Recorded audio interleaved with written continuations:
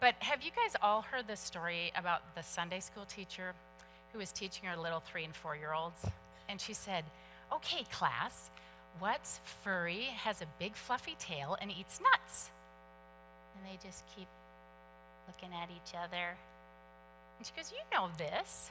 It's furry, has a big fluffy tail, likes to eat nuts, it climbs trees. You know this." They keep looking at each other, and finally one little boy raises his hand. He goes, "Well, I know the answer's Jesus, but it sounds like a squirrel to me." And I think we get in church and we say the answer's Jesus. And I don't doubt that a bit, but it's a little nebulous sometimes. And so what I want to do is give you a tool that has handles that we really can apply to our life. And I'd also like that with this tool, you can go from disgusted to delighted while cleaning a toilet. Would you like to know how to do that? I'm going to show you. So why do I get to speak? Well, there's 3 reasons. I asked if I could. And if any of you know me, you know that one of my life philosophies is if you don't ask, it's an automatic no. So I am always asking, and I get a lot of yeses, which is pretty cool. And the second reason is I have mad leadership skills. Now, I know that might seem like a bold statement, but I have some proof. Do you have that slide? So I went to the Global Leadership Summit recently. That's what I wore. Who would not follow this person? This one makes funny noises, and that one's slightly more comfortable. And halfway through the morning, I looked down, I was like, oh shoot, I never did totally decide. But what was fun about that, you can take it down now, please. But what was fun about that is most of the people I pointed it out to had a similar story. Like the lady next to me, she said, that just last week I'm talking at work and I sit back down and my friend goes, "Do you know your shirt's inside out?" She's like, awesome. So it was a great bonding experience. So I encourage you to just be vulnerable with each other. We're all imperfect, just own it. And the third reason is I have studied the kind of stuff that I'm going to teach you tonight for probably the last 8 or 9 years. And I've spent thousands of dollars and hundreds of hours learning and going to seminars and practicing on you people. Some of you have let me practice on you. And trying to figure out how to help people.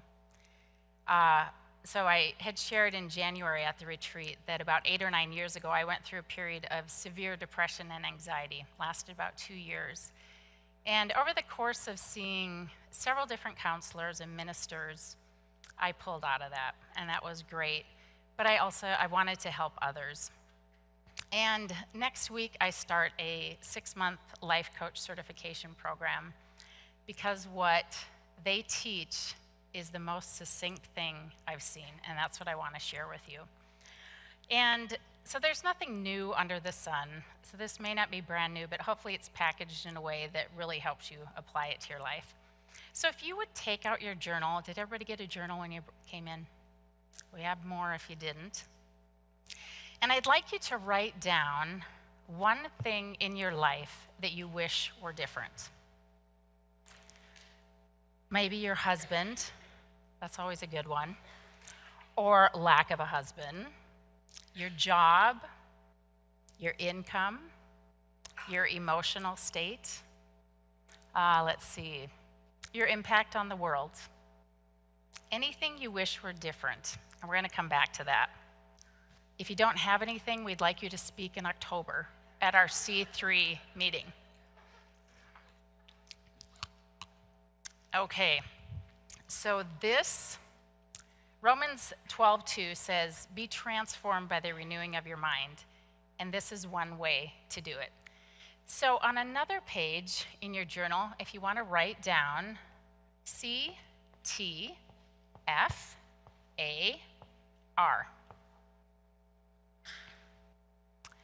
We're going to go over what each of those means. So this is the tool or the model. So C stands for circumstances. Can you see this okay? Should I move it out, sideways, back? What do you think? Forward?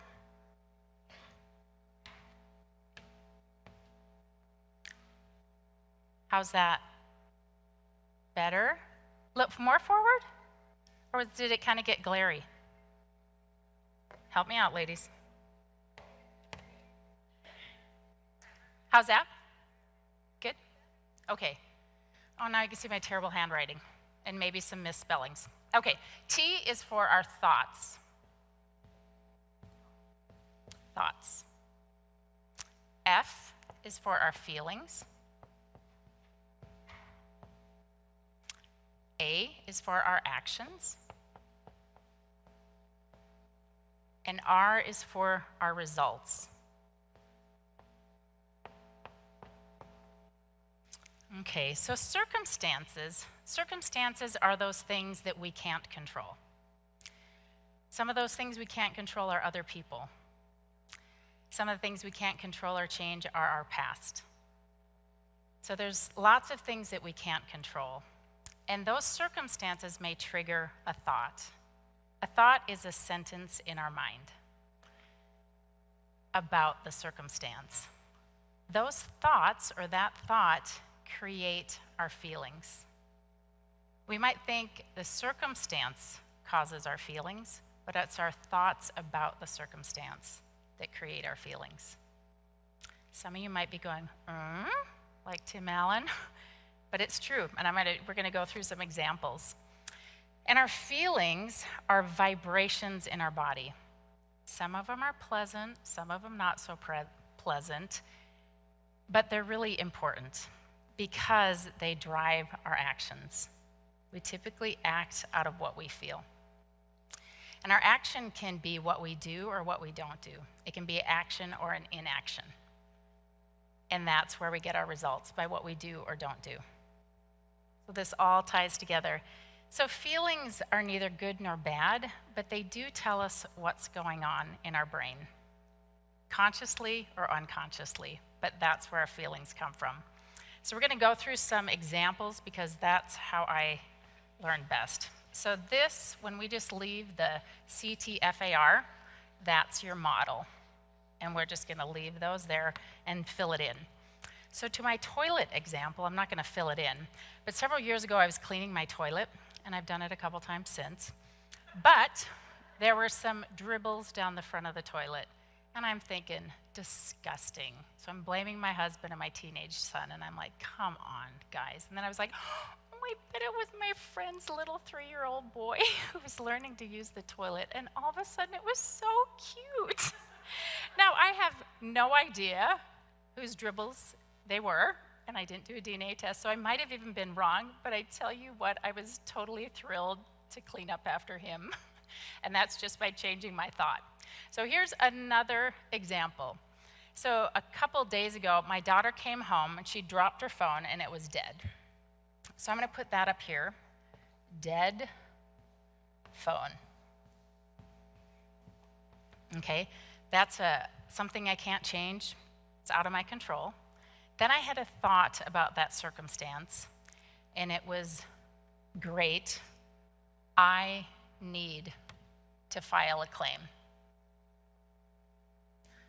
which made me feel mad because I had a lot of things I wanted to get done that day. So the action I took, about an hour and a half of going through the hoops to file the claim, and the result was I was more mad. My daughter didn't learn anything, and I was frustrated, and I wasted time. And then when she was kind of falling asleep while I was trying to tell her the final instructions, then I really didn't act very Jesus-esque, let's say. So anyway, she goes off and does this, and I'm going, Shari, you know this stuff. What did you just do? So I grabbed a recipe card, wrote down CTF, and I filled it out just like this. That's what I did. I didn't like the result. I didn't like wasting my time. I didn't like feeling that way. So I stepped back, and I'm like, what do I wish I would have done instead? And I wish I would have helped her file a claim. Then I would have felt fine. The action would have taken is my to-do list that I had already. And the result would have been she would have learned something, and I wouldn't have to do it again. This always goes back and is evidence for the thought we had. Just like when I said, I need to file the claim, I felt mad, I did it, and the result was I'll have to file the claim next time unless I help her. So that's one example. Another example of this, and this is like a great piece of exercise equipment. If you don't use it, it's not going to help anything, but if you do, it's amazing. So Johnny Yerkes Tada, do you all know who that is? Most of you do. Well, when she was 17, she had a diving accident and broke her neck, and she became a quadriplegic. So that's her circumstance. So we have quad, rip, leg, ick. Or some people say quadriplegic. But I was just learning how to spell that today. And her thought was, life is over.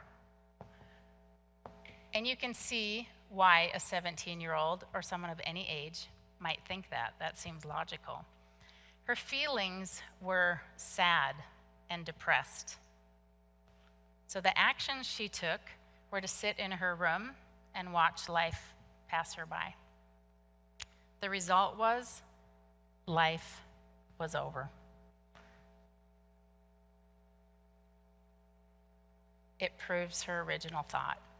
But then as people started to visit her, talk to her, pray with her, someone said the verse, Jeremiah 29:11, "For I know the plans that I have for you, says the Lord, plans for good and not for evil, to give you a future and a hope."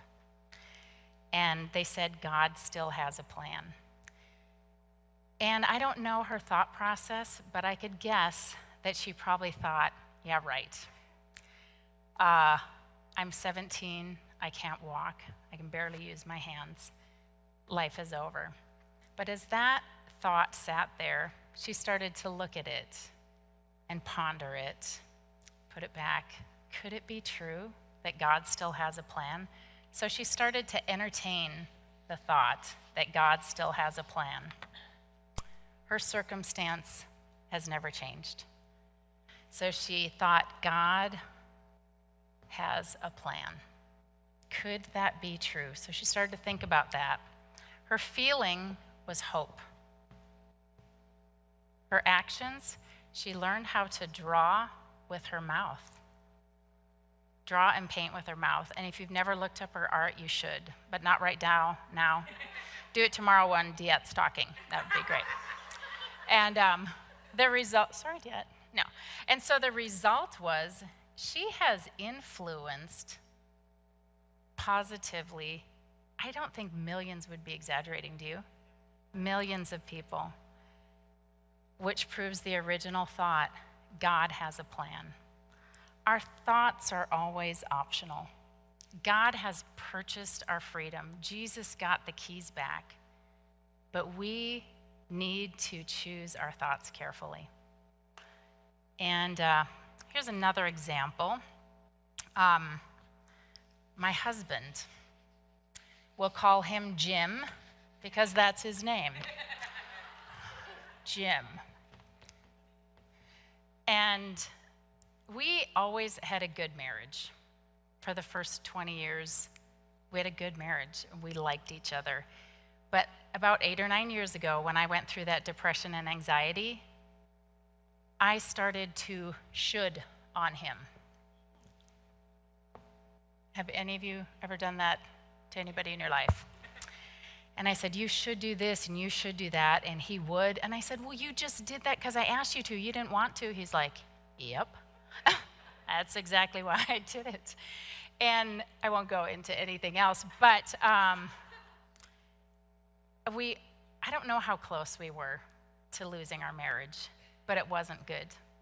And now we have a great marriage. We can work together all day, and I still look forward to him coming home 15 minutes later. He's my best friend, and I'd rather spend time with him than anybody.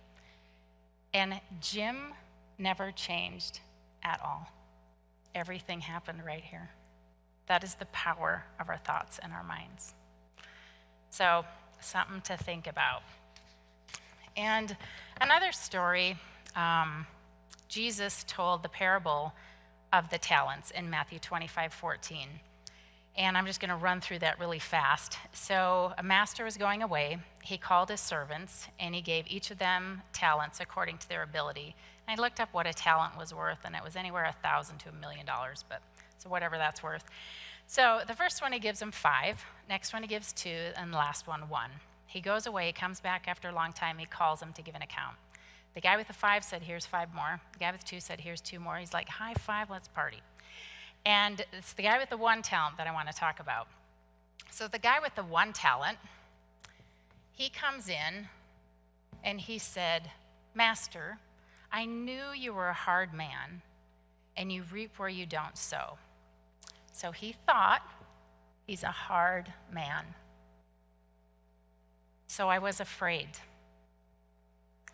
He was fearful. So I buried the treasure.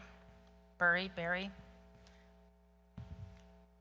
And the master said, really? So if you knew I was a hard man, why didn't you at least put the money in the bank so when I came back I'd have interest? You wicked, lazy servant. Throw him out where there's weeping and gnashing of teeth and give his talent to the guy with 10. So he was thrown out. Oh man, now my finger's dirty.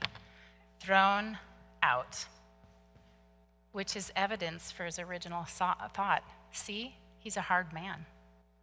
And it is amazing what our brains do. It's called outcome bias. And I believe that we get to experience God exactly like we view him.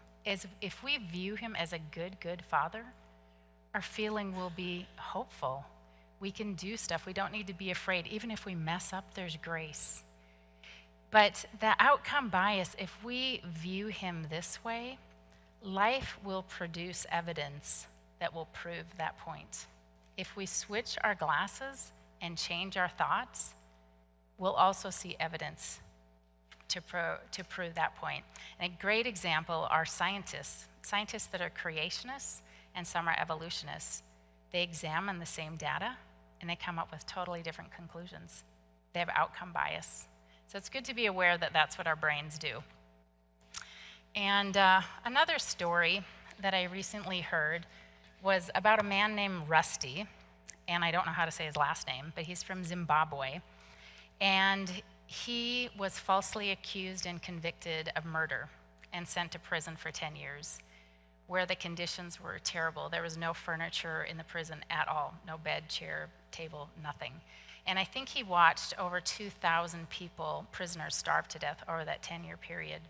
And he decided, you have my body, but you will not have my mind. And so what he did is he took elaborate, beautiful vacations with a lovely woman in exotic places all over the world in his imagination. His brain and body had no idea that wasn't true. And he not only survived, but he thrived. So he was in prison, but living free by the power of his thoughts that he got to choose. And I think a lot of us are free, but we live in a prison of our thoughts.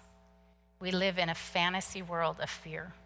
We're living in fear of what could happen and what could be, and we're trapped there. And those thoughts are optional. And check my notes here. This summer, my granddaughter was going to a MCT theater camp, and she'd never done anything like that, so I thought she might be nervous. So on the way to camp, I said, you know, people, they start feeling icky inside and stressed, and then they pour all their energy into trying to make that icky feeling go away. And so they'll drink or watch TV or Netflix or Facebook or do drugs. And what they should be doing, what would be more helpful, is if they figured out what is the thought that's causing my feeling. And she goes, right. She's 8 years old. She said, yeah, when I was little, I used to be really afraid that my mom would forget to pick me up from daycare, and I'd get caught outside and there wouldn't be any buildings and it'd rain and I'd get wet. She goes, now I know that's stupid, but it really used to stress me out. And I'm going, oh my goodness, you totally got the whole concept of what I'm talking about. And I said, man, I wish I'd known this 20 years ago. She's like, I wish I'd known this when I was 4. And I thought, amazing. She is getting that concept. And so what I was talking to her about is what we do when we have these icky vibrations in our body. We buffer. And there's lovely Christian ways to buffer. Facebook isn't bad, and all the things we do just to calm and ignore those icky feelings, when it would probably be better to just start writing. What am I thinking? What are my thoughts? And out of all the different models and ministry things that I've studied, I'm always going, what's the common denominator? Emotional healing, inner healing. And it boils down to 2 things, and one primarily. The main one is we have to get to what we're thinking. What are our real thoughts? And then when we can say those out loud and bring them into relationship, they start losing their power. And it says, confess your sins to one another and be healed. Now, we all know that sin means missing the mark. But when I think, some things, they don't sound like sin, but it's missing the mark. It's a deviation from the truth. And when I bring that into relationship, all of a sudden we get to hear how that doesn't even sound right. It doesn't sound true. And in some of these ministry things, there's a long questionnaire that we have people fill out. And there's some thoughts and beliefs that Christians, because that's typically who they're ministering to, have that are so common, they're actually on a checklist.